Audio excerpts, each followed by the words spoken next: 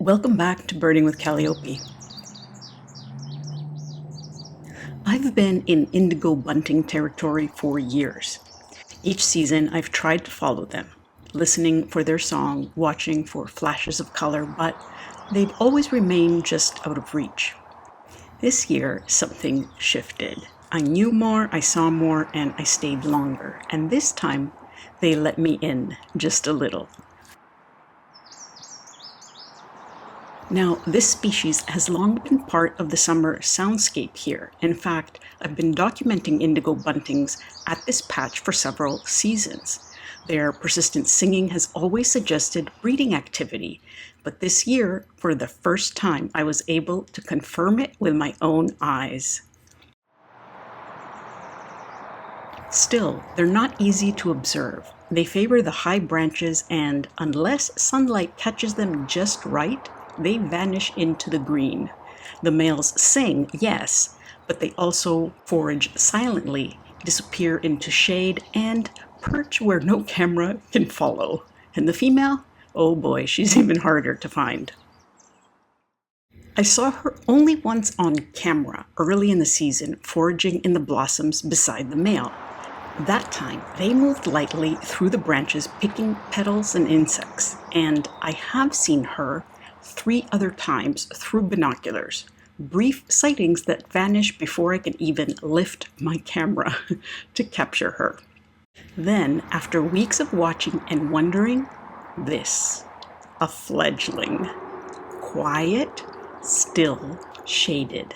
The first visual proof I've had of indigo buntings successfully breeding here. All near the same crabapple where the pair had been seen earlier in the season. Now, after this, the males went quiet for a few days, and I thought that was the end of the season, but then the singing resumed.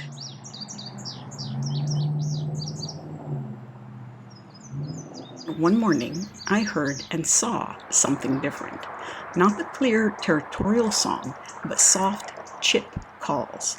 The male was calling quietly, and those calls were being answered.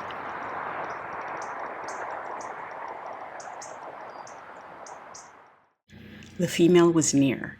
I couldn't see her at first, but I could hear the conversation. This subtle exchange, barely audible, barely visible, was likely the beginning of a second brood. It's these quiet moments that make the difference. Unlike northern cardinals, for example, indigo buntings don't engage in obvious pair communication. There's no duet, no overt feeding between mates, and that's part of why it's been so difficult to confirm nesting here until now.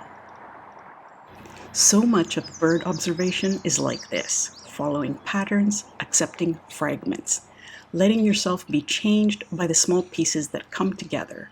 Chip calls in the canopy, a single fledgling in the shade, until they start to form a picture, a glimpse into the lives of these beautiful birds. This is Birding with Kaliopi, where each quiet clue brings us closer to the wild, one moment at a time.